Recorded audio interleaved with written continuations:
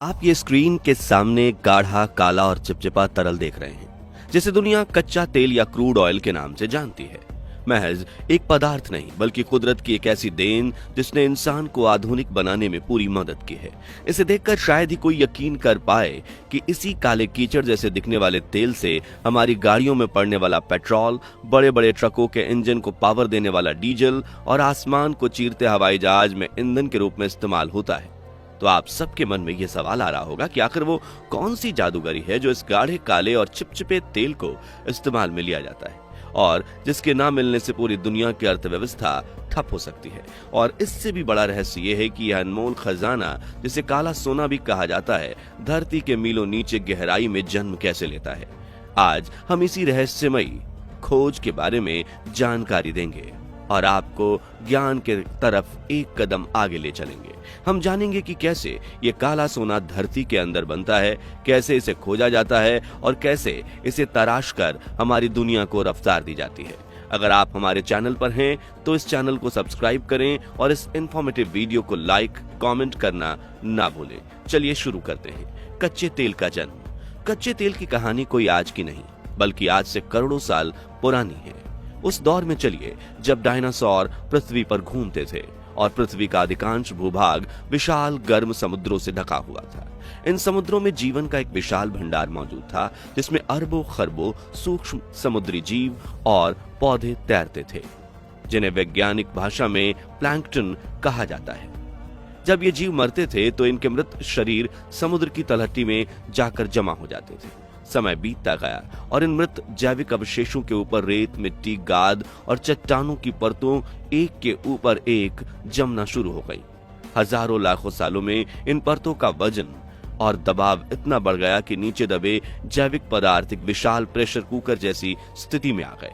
इस अत्यधिक दबाव के साथ साथ धरती के गर्भ से निकलने वाली गर्मी ने इन दबे हुए अवशेषों को धीरे धीरे पकाना शुरू कर दिया।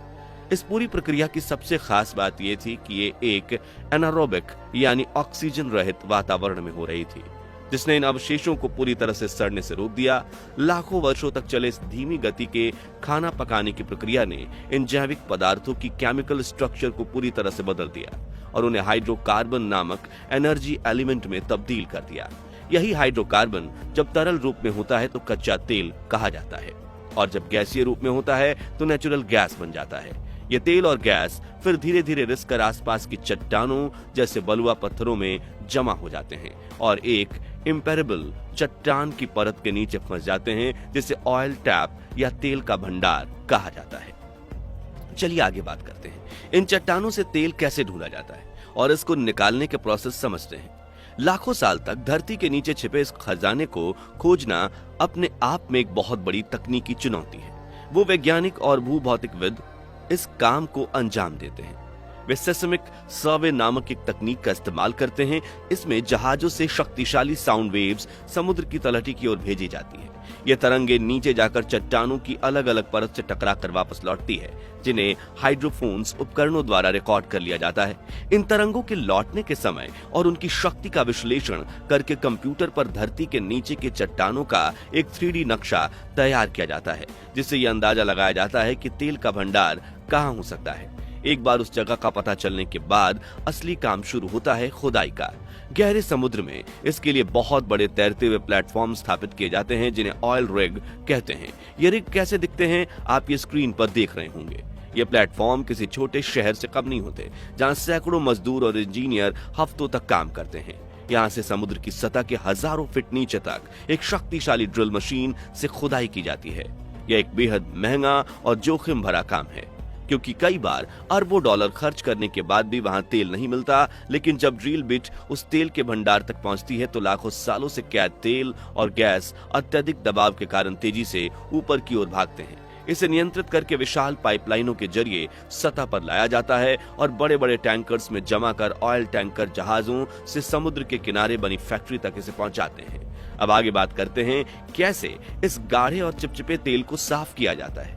साफ करने का यह प्रोसेस बड़ा ही दिलचस्प है, तो बने रहिए वीडियो में। Refinery process.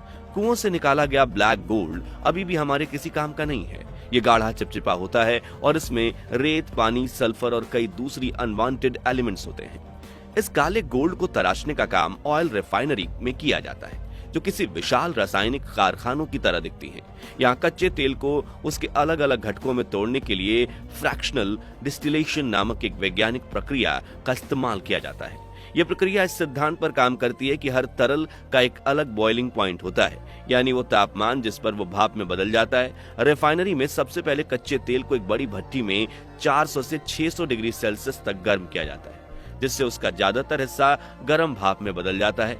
इस गर्म तेल और भाप के मिश्रण को एक बहुत ऊंचे टावर में भेजा जाता है, जिसे फ्रैंक्शनिंग कॉलम कहते हैं। यह टावर नीचे से बहुत गर्म और ऊपर से आते आते ठंडा हो जाता है। जैसे ही गर्म भाप इस टावर में ऊपर उठती है, वो ठंडी होने लगती है।